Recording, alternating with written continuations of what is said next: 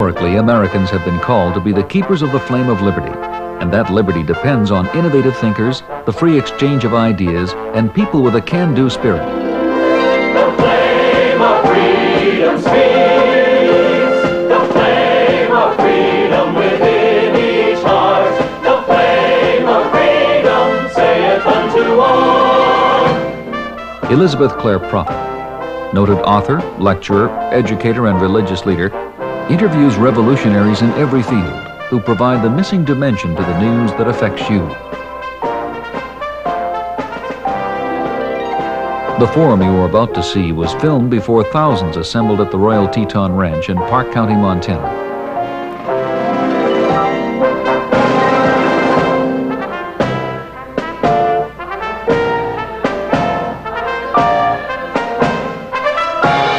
Here, in a secluded valley in the heart of the Northern Rockies, concerned citizens of the world gather each summer to attend an international conference for spiritual freedom. They commune with life, meet old friends and new, and hear the flame of freedom that speaks through Elizabeth Clare Prophet and her guests at Summit University Forum. This week, you'll hear the first of 3 segments of Elizabeth Clare Prophet's interview with Dr. John Gofman, one of the world's leading authorities on the health effects of ionizing radiation. Their topic, the politics of radiation and human health. Today, they will discuss whether there is a safe dose of radiation, how and why officials underestimate the health effects of radiation, and the real consequences of the Chernobyl disaster. Welcome to Summit University Forum, where the flame of freedom speaks. I'm Elizabeth Clare Prophet. The accident at Chernobyl raised an old question, the dangerous radiation of nuclear energy. How dangerous is radiation to human health? My guest today is one of the world's leading experts on the effects of radiation on human health, Dr. John W. Gofman, Professor Emeritus of Medical Physics at the University of California at Berkeley. Dr. Gofman, welcome to Summit University Forum. Thank you.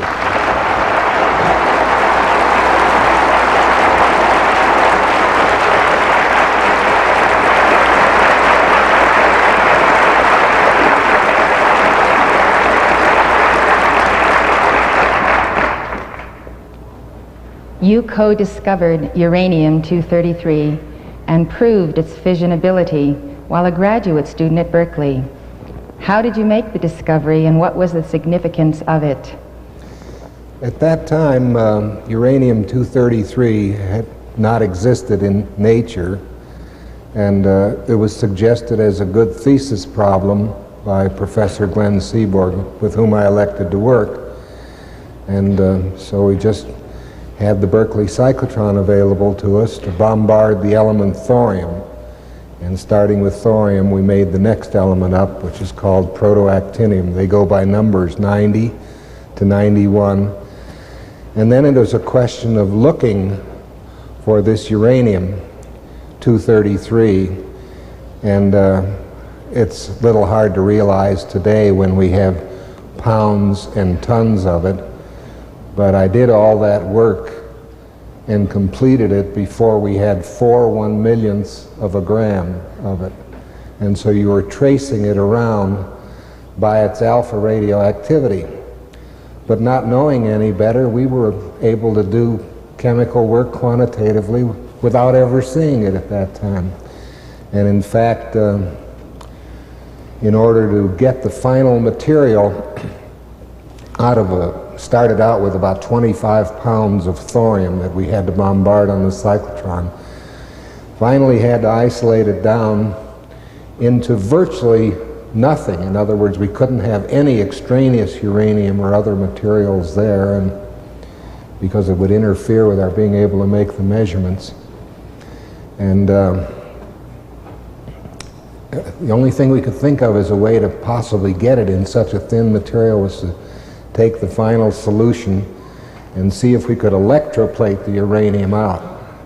And I can't tell you to this day, Mrs. Prophet, why it worked, but it did. And we got the material out that way in a very thin film, and were able to prove its existence. And with that 4 1/millionths of a gram.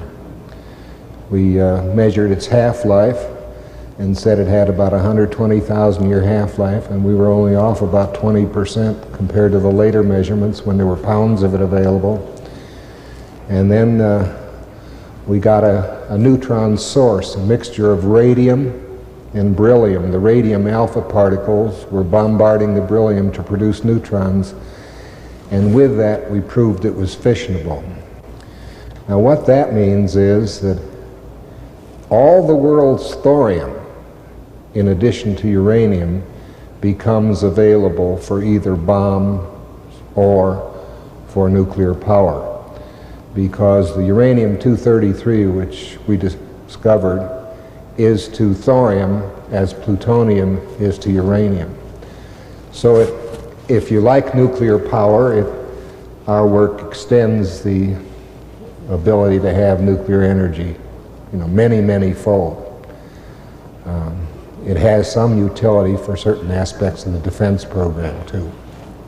You isolated the first working quantities of plutonium while working on the Manhattan Project during World War II.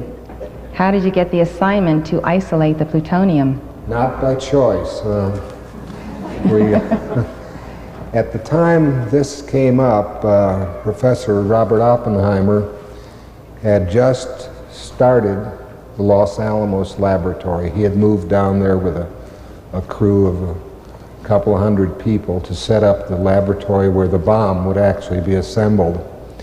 Meanwhile, in our lab, having completed the work on uranium-233, all of us started to try to learn enough of the chemistry of the element plutonium so that when the Hanford reactor would produce enough of it, somebody'd know how to isolate it. Because in order to make a bomb out of that plutonium, you not only had to isolate it, but you had to isolate it in very pure form.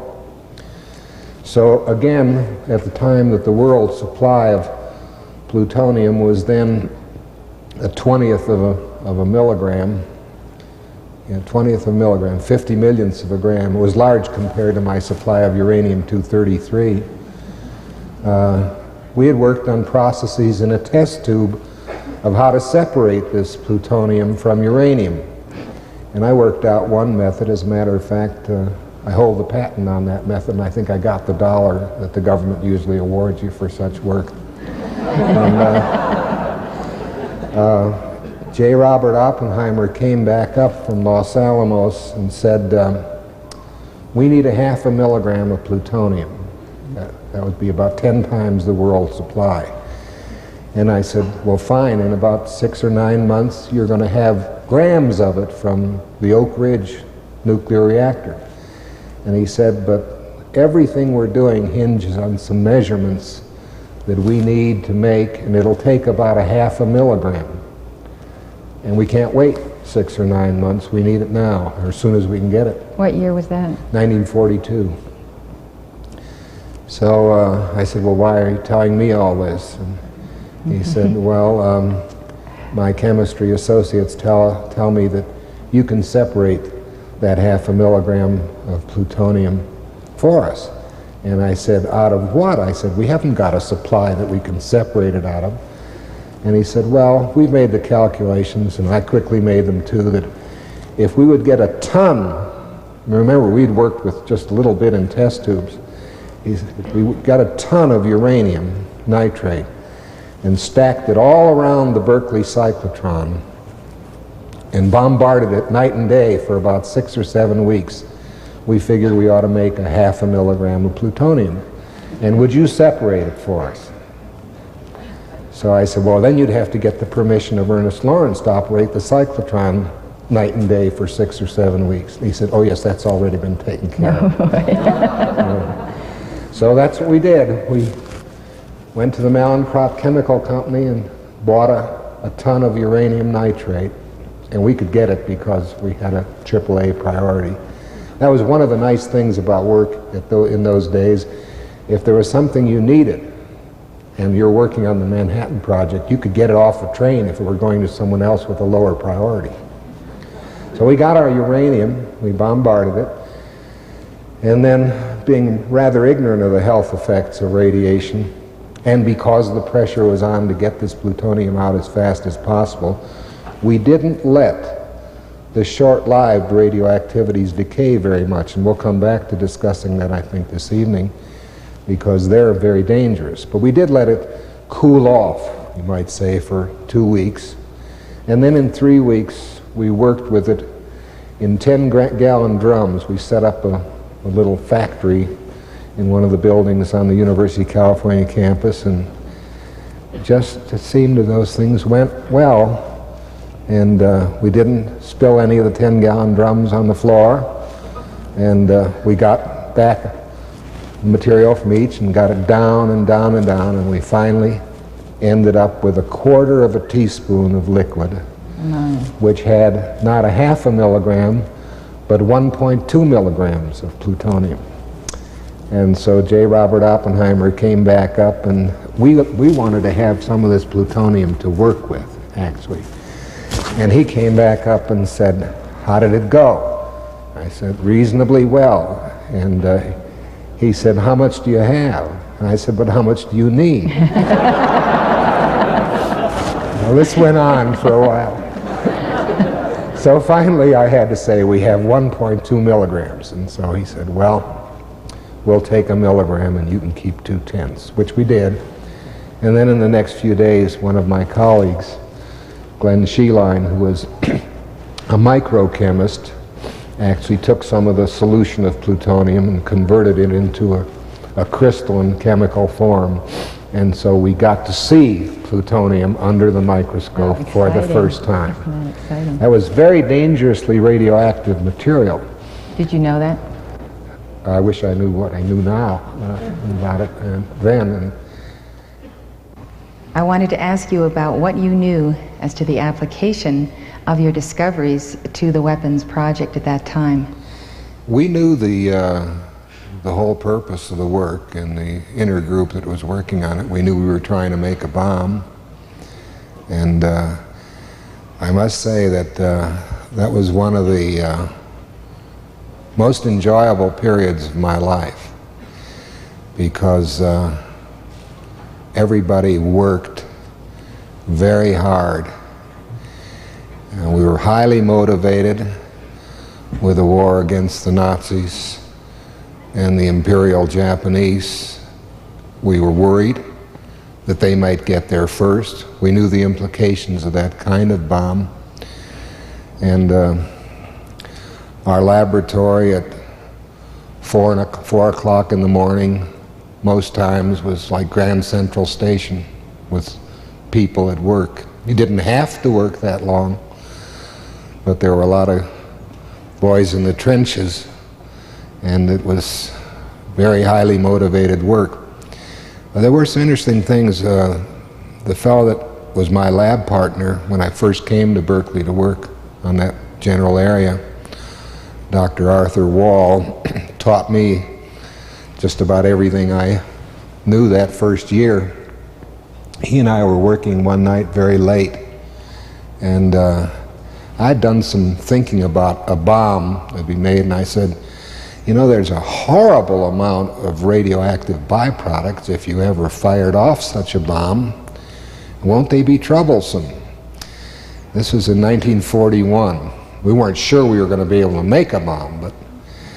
And Arthur Wall said, oh, well, that's been thought of. He said, all that stuff is going to go up in the stratosphere and never come back. He guaranteed it. Turned out differently, didn't it? And so, you know, really they didn't know much about the true fallout problem until in the 50s when they began to realize that it was everywhere.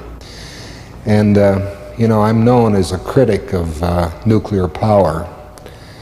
And I'm also regarded as a fluke because I'm strongly in favor of our nuclear weapons defense program. I'm a strong supporter of SDI.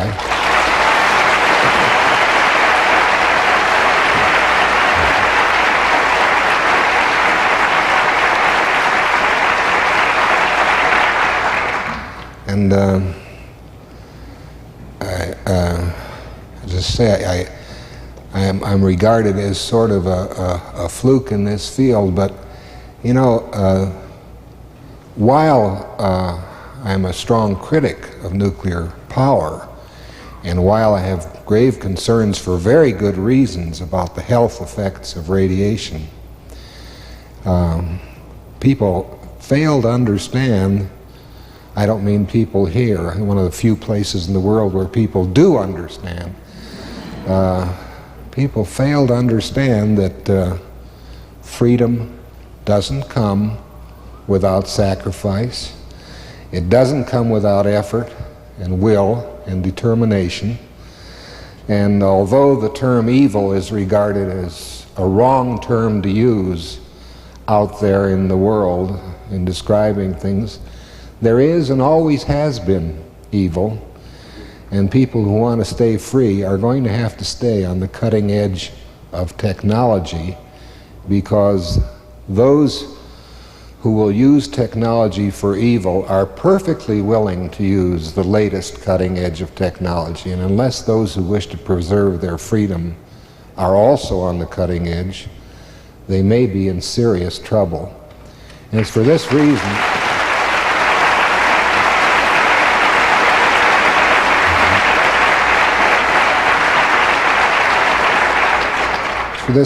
that I have a totally different view about military and civilian pollution and human rights.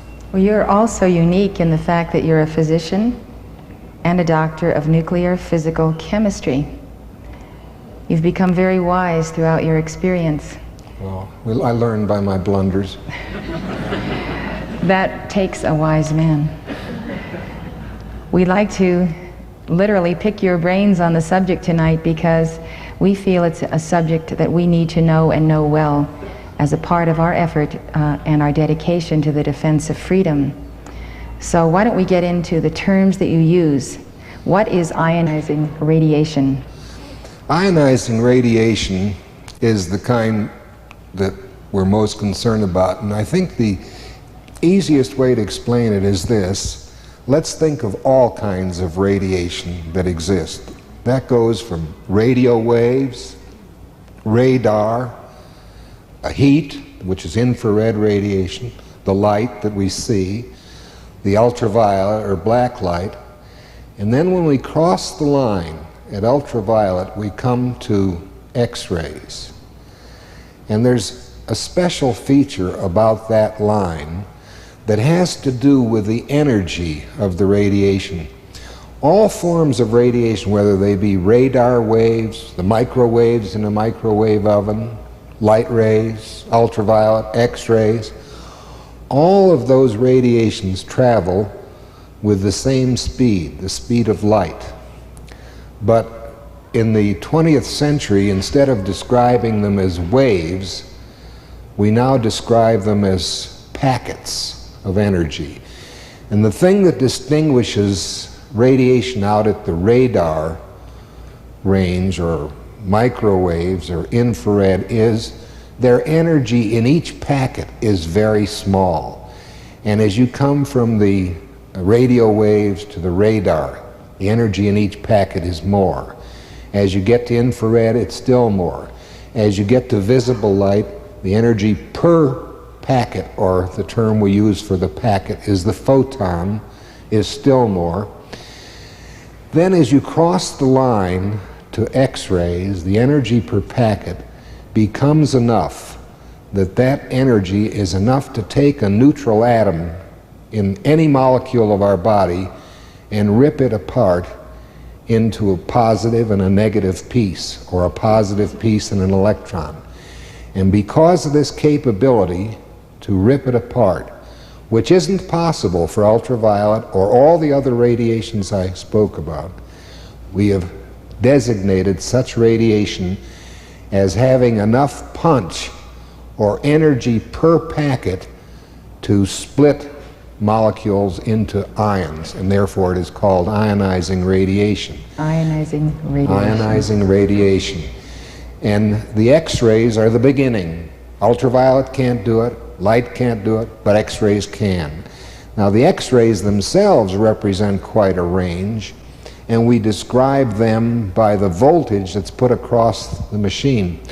You know, an X-ray is very simply produced. What happens is you take a tube and you put an electrical voltage across it, like 50,000 volts. And then if you have a filament that emits some electrons, the electrons fall or are guided from the negative pole to the positive pole. And as they fall across this 50,000 volts, they get to traveling very, very fast, you know, not far from the speed of light.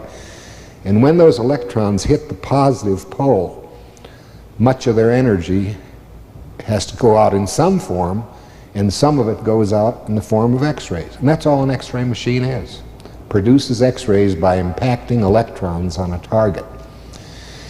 Those, depending on what voltage you put across the machine, 50,000 volts, 100,000, 200,000, will produce more and more energetic X-rays. And the significance of those for health effects is the more energetic the X-ray, the more it can pass through tissue. The very, very first X-rays, when we reach that line between ultraviolet and X-rays, those X-rays won't penetrate very much. But when you get up to 100,000 volt X-rays, or 200,000 volt X-rays, they go through the body without much absorption. Now then, from the substances that we designate as radioactive, we have a form of radiation which is very, very similar to the X-rays. In fact, it's identical, except its source is different, and they're called gamma rays. A gamma ray is electromagnetic radiation. It's the packet with the greatest punch, but it's just like an X-ray packet, only more energy per gamma ray. Then there are, in addition to these packets which travel with the speed of light, these packets or photons, there are three other kinds of ionizing radiation which we should all be familiar with. The first are called beta rays, and they represent electrons traveling with enormous speeds. They come out of the nucleus by a neutron converting itself into a positive particle and a negative particle. The positive particle is called a proton, the negative particle an electron. And when they're traveling at high speed, they are called beta particles. Now I'm going to tie this all together for you, but it's not complicated, and I want to point out how they fit together.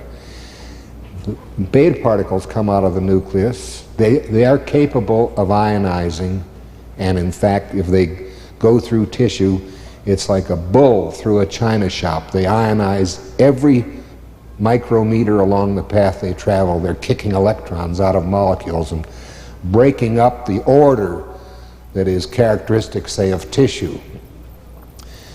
Another form of radioactivity, the way the uranium-233, which we discovered, decays, or the way plutonium decays, is by emission of a particle called an alpha particle.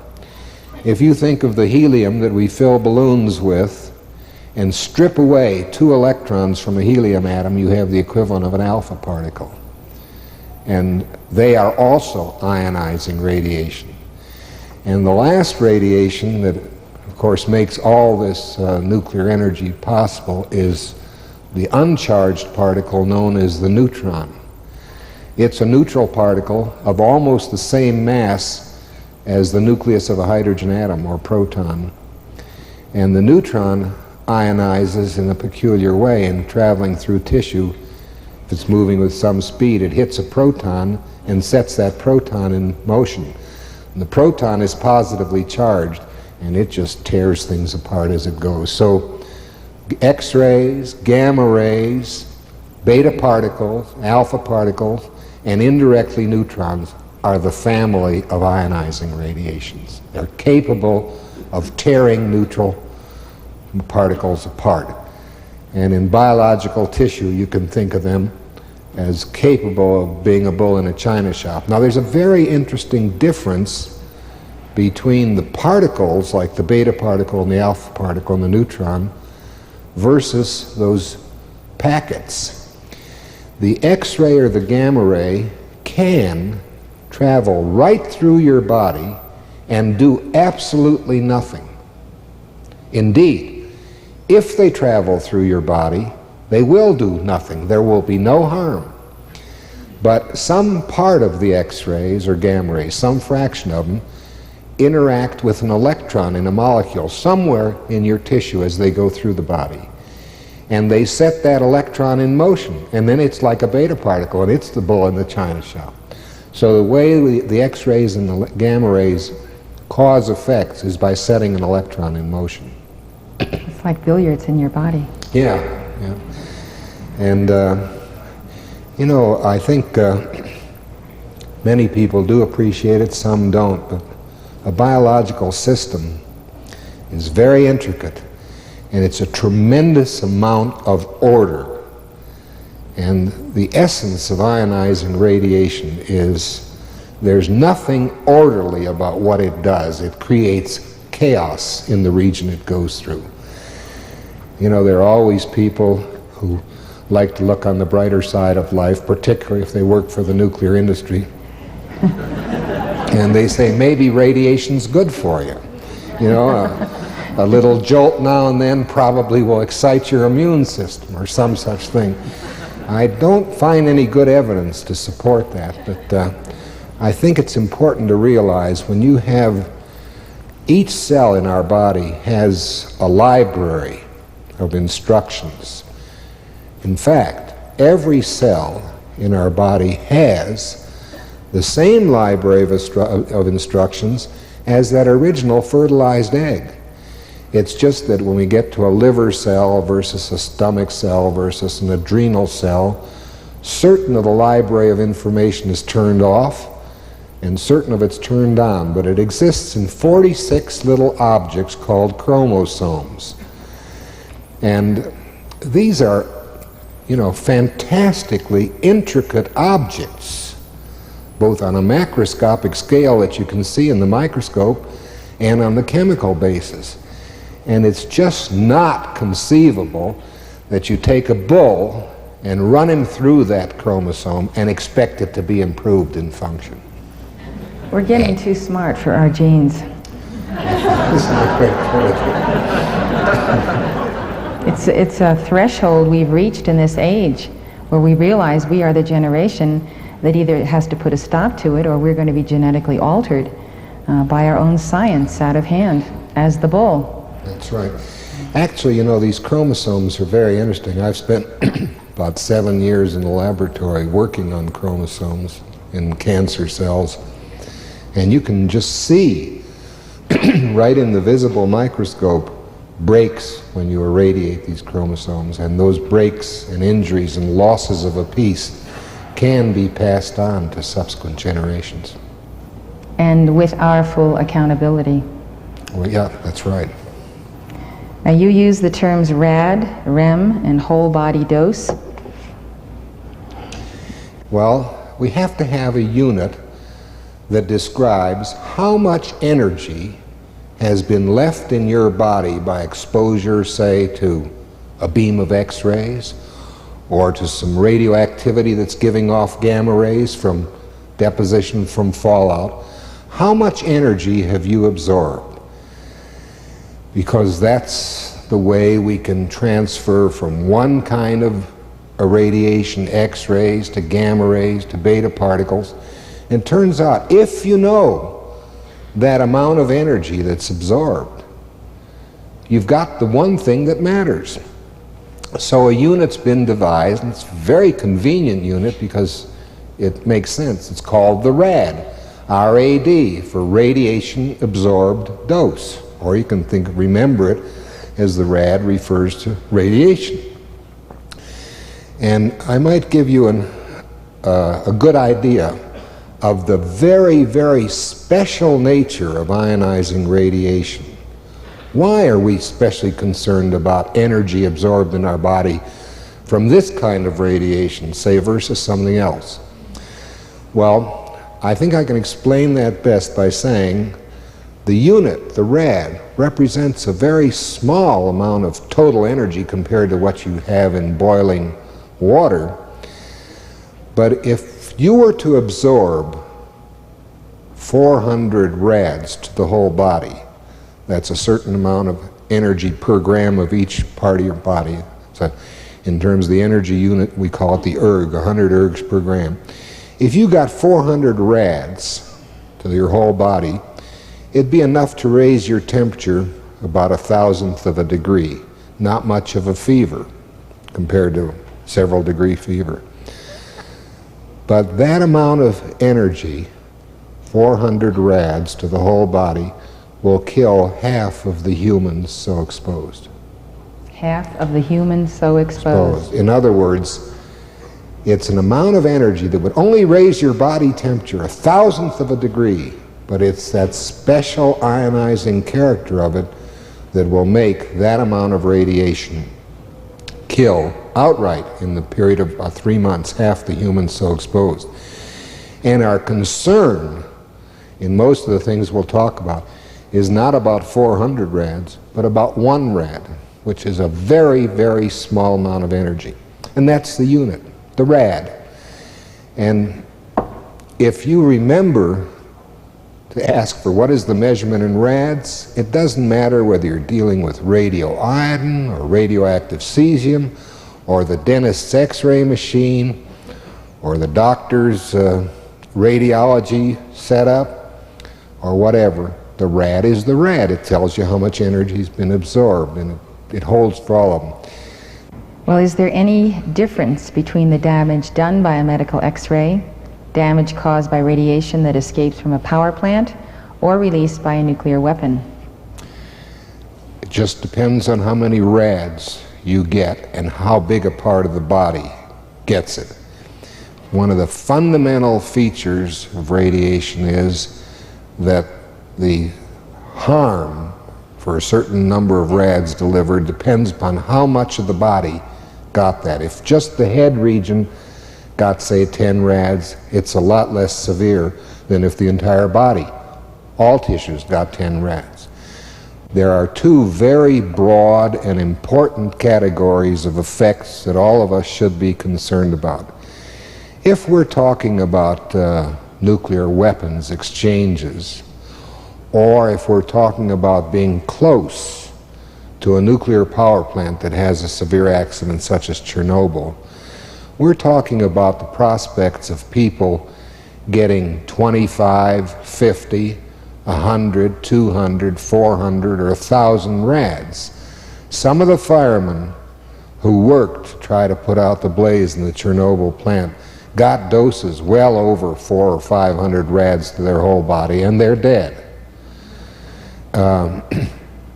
Some of them have recovered, but they got doses in that ballpark. And for them, they developed what we call the acute radiation syndrome or acute radiation sickness.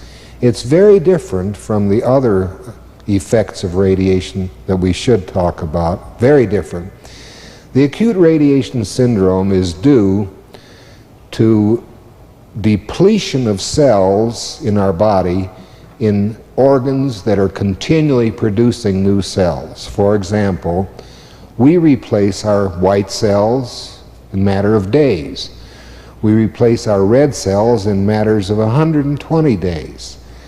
And they're made in the bone marrow. And if you injure with radiation and deplete some of the bone marrow, you get a depression in the white count, you can get a depression in the red count, which is an anemia.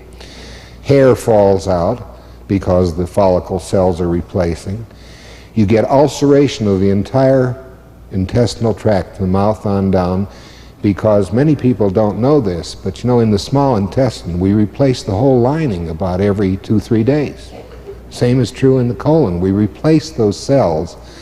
And if the replacements have been injured and you don't replace, you get an ulcer because the cells still do slough off. All those injuries, the ulceration about the mouth and the intestinal tract, the depression of the blood count, the loss of hair, all those are reflections of depletion and inability to make it up right away. That's what makes up the acute radiation syndrome. Now, I can give you a very good definition. Below 25 rads delivered within a matter of a couple days, you won't see these effects. The body replacement will take care of it. At 50 to 100 rads, you'll see one or more of these. Between 100 and 200 rads, you'll see these things fairly severe, and in fact, the nausea and vomiting will be frequent of what's called acute radiation sickness. And upwards of 200 rads, you're beginning to get into the region where you have fatalities from this because you never recover. And as I said, about 400 or 450 rads, half of the humans so exposed will die. Now, you are talking about safe threshold of radiation. In fact, you've been in the thick of the fight over this, and you've argued that there is no safe threshold, but other scientists have argued that there is. So this is the controversy between the proponents of the linear model, which says the risk of getting cancer is directly proportional to the dose, and the quadratic model, which says radiation is less harmful at a lower level. Now, who is right? Well, of course I'm right, you realize. That's a very interesting question, though. Incidentally, there is another interesting part of your first question about the kinds of injury, because, as I said, for the acute radiation syndrome, you don't see any of this up to 25 rads. I effectively believe there is a safe threshold because the body's replacement ability is enough to replace the lost cells, and therefore you don't have effects. But for the cancer production, which you're talking about now, or leukemia production, or injury to fetuses, that's a totally separate problem that has nothing to do with the replacement. That has to do with cells that are left in the body whose library of instructions has been altered by the bull in the china shop. All of us here feel somewhat like victims, like we are a humanity who are victims. We do not know how many rads our bodies have been exposed to in a lifetime. We don't know what we were exposed to when the cloud of Chernobyl finally reached California. We don't know what they told us about it, that it was safe. Was it safe? It's like right now, could each of us measure how many rads we have in our bodies? We can't, that would be a little hard to measure how many rads we have, but right now, and for years past, there have been simple instruments available where each of us could know what we're getting, and getting from each medical x-ray or dental x-ray. And frankly, I think the time has come for such measurements on a broad basis. The instrumentation is simple and inexpensive. A lot of it can be carried in a pocket, and you can have an ongoing record of your exposure. Well, I think I have a right to know, and every individual here has a right to know. But the radiology profession doesn't think you have a right to know. The Department of Energy doesn't think you have a right to know, or they'd rather not have you know.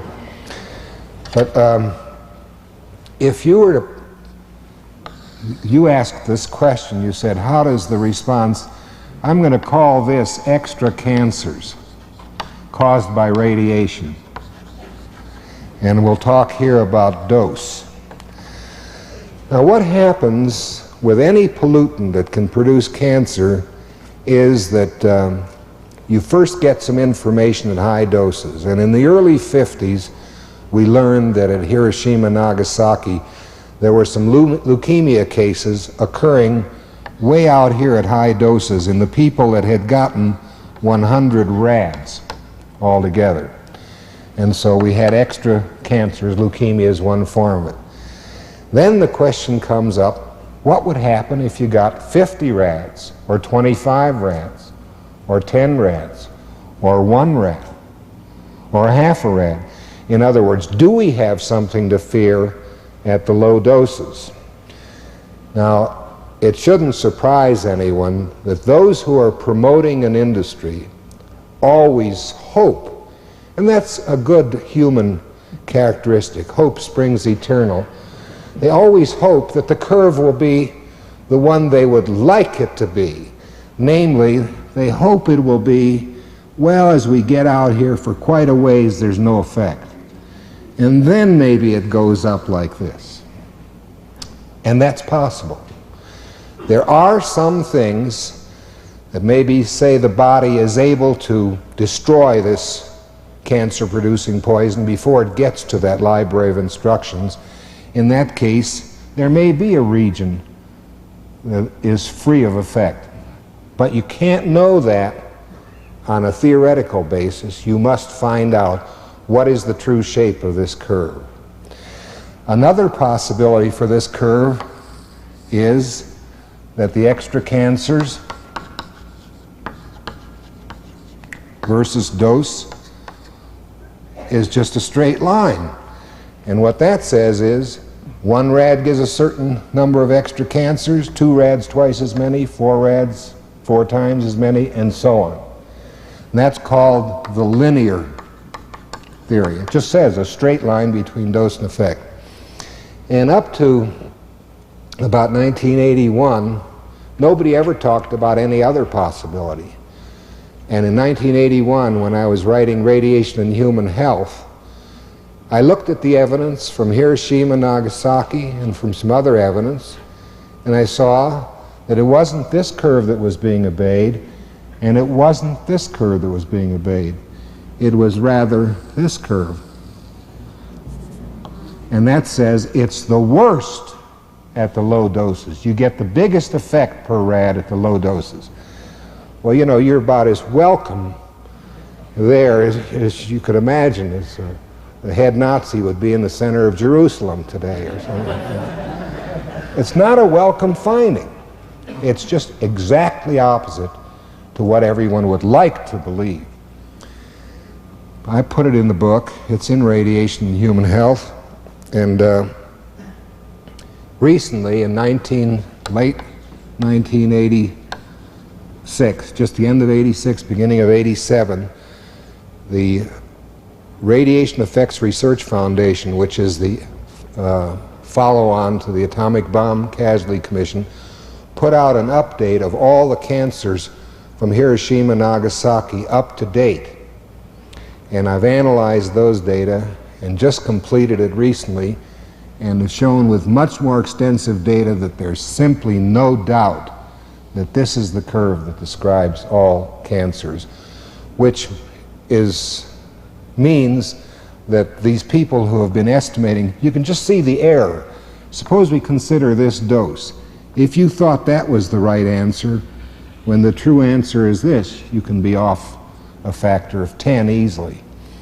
And it's my opinion that there is no way that anyone can take the Hiroshima-Nagasaki data and get this answer or get this answer. And that was why, in a quip manner, I said, of course I'm right. I'm saying this.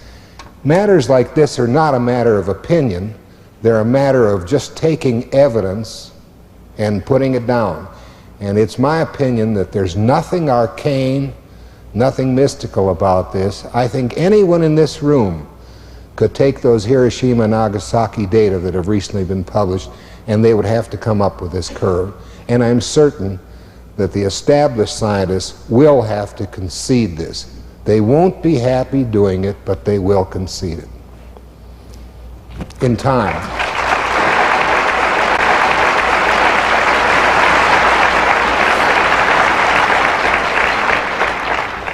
What has been the scientists' reaction to your book? Are they under political and economic pressures?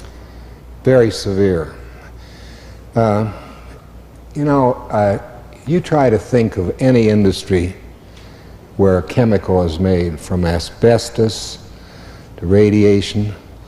Who's popular in that industry who says, you know, I think our product causes cancer?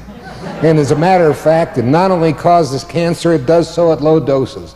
I mean, the person just doesn't get up the corporate ladder by doing that sort of thing. And in the atomic energy field, it's worse than that, much worse. I left the atomic energy field after I finished my medical work and had done the plutonium and the uranium work, and I decided to work on heart disease. And I was pretty much out of the radiation field from 50 to 62.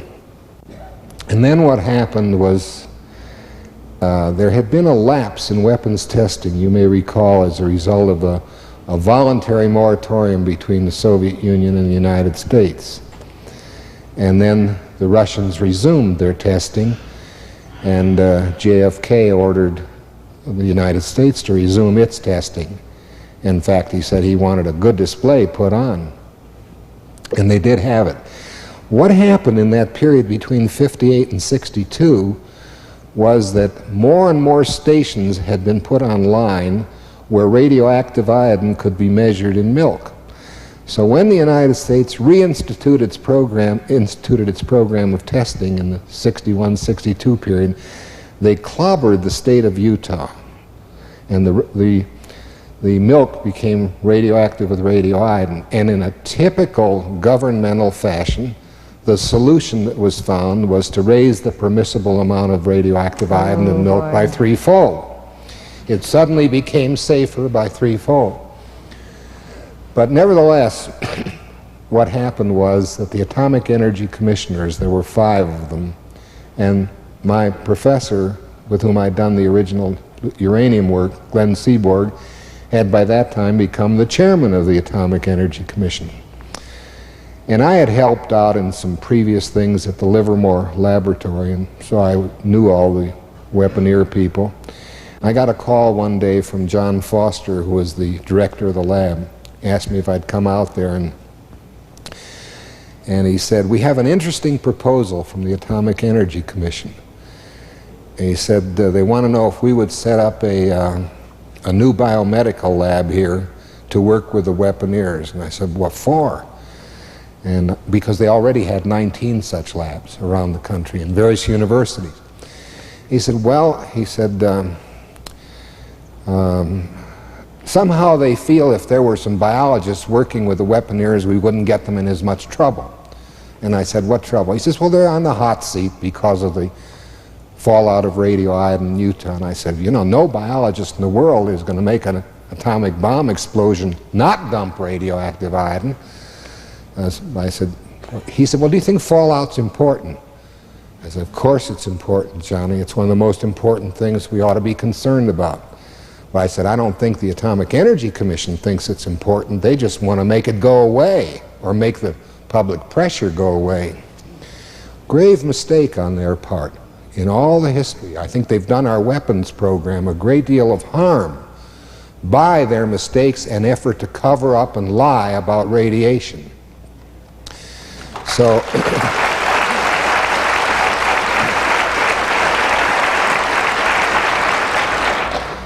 Johnny Foster said, well, he said, they're in trouble, and he said, if you think fallout's important, he said, maybe we ought to take their offer up. Well, I said no.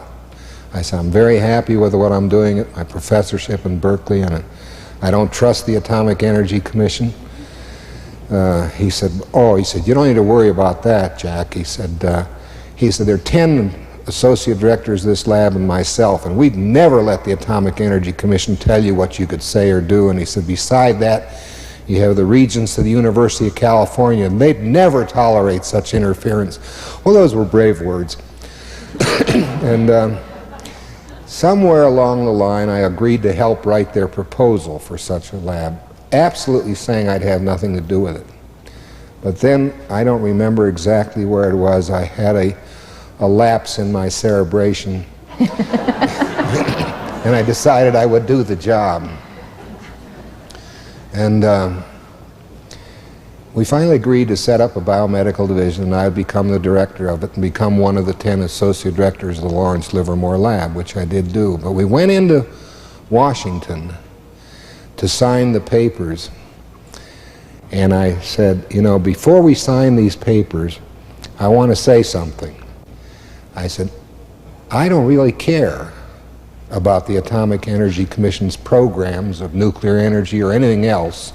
If they're harming people, I think people ought to know about it.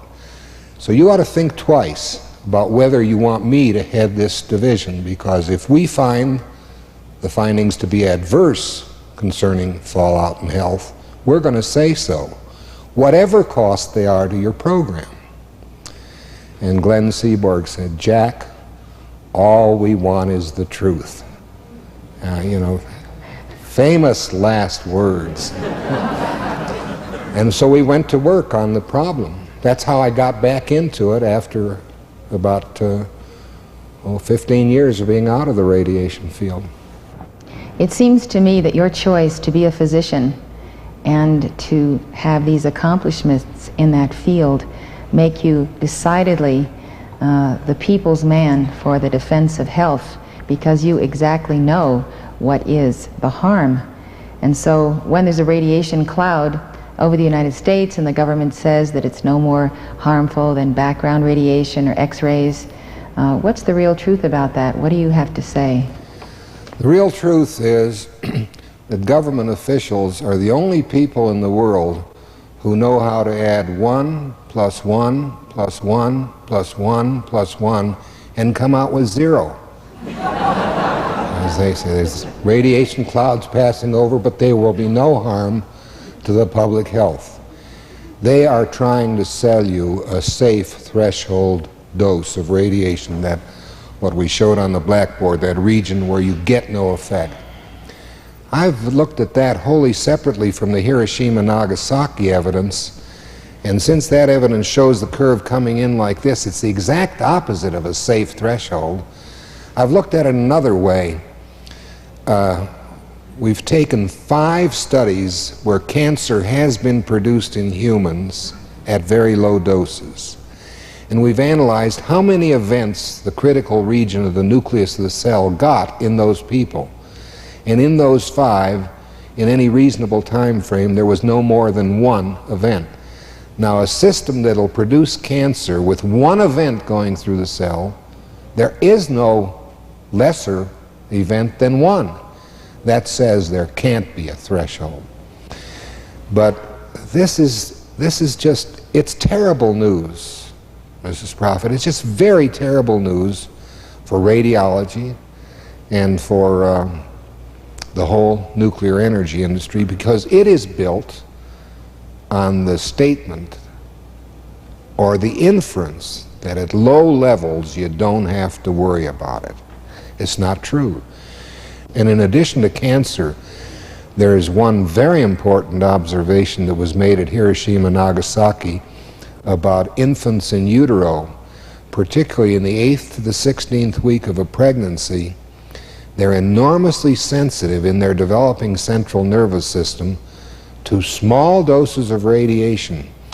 With about 5 rads of radiation in utero at Hiroshima, you were doubling the frequency of mental retardation in the offspring. Very, very serious effect. And by the way, that's one that is not contested by anyone. But in the aftermath of Chernobyl, there were 2 things. You were raising the question of what they told us about we were safe from Chernobyl. There were 2 things. 1, how much of the Chernobyl radiation got here? And 2, for what Chernobyl radiation did get to places, what's the effect? I didn't know in the first week or so of the Chernobyl accident whether the material that got picked up and got carried on the winds that circle, the high winds that circle the earth, how much of that might come back down in California, the western states. It turned out to be extremely low, and that there really wasn't a basis for concern. But the Chernobyl accident was quite a firecracker. Compared to 3 Mile Island, it was a huge accident because material from that reactor shot up into the air 1,500 meters, and some of it didn't come back down until it got to Finland. And as you know, the rest of the story was stuff kept coming out, and as the wind shifted, it first went one way and then went another way and clobbered Germany, Austria, Czechoslovakia, Romania, Poland, the United Kingdom, the Low Countries. Spain and Portugal came off very, very well with low doses. The French came off marvelously by government report. Jacques Girardon, one of the senior editors of the magazine L'Express in France, was interviewing me about this, and he said, when everyone was concerned, when they were talking about the cloud passing over Poland and Germany, our officials announced that the cloud stopped at the French border and turned around. Then 3 days later, they announced the cloud has now passed. So you can have it any way you want. Actually, France got a pretty appreciable dose. So what happened with respect to Chernobyl, I spent about 6 months full-time of my life acquiring data from countries like Finland, Sweden, from the United Nations office in Copenhagen, from the US EPA. Measurements were coming in, and I was able to put together a very good picture of how much material, primarily one radioactive substance known as radioactive cesium, how much, that's the dominant one. It has a very bad property that has a half-life of 30 years, which means 30 years from today, half of it will still be alive and radiating. We were able to put together a picture of how much of that got everywhere in Europe and estimate, based upon these Hiroshima-type data, how many cancers would result. And my answer was 1 million. 1 million cancers will result from the Chernobyl deposition. Half of those will be fatal, half will not be fatal. They will occur over 50 to 70 years. I'm talking about cancers over and above those that would occur naturally from other causes. These are specifically due to the Chernobyl accident. And I gave this at the American Chemical Society meeting last September. It is also not a popular estimate.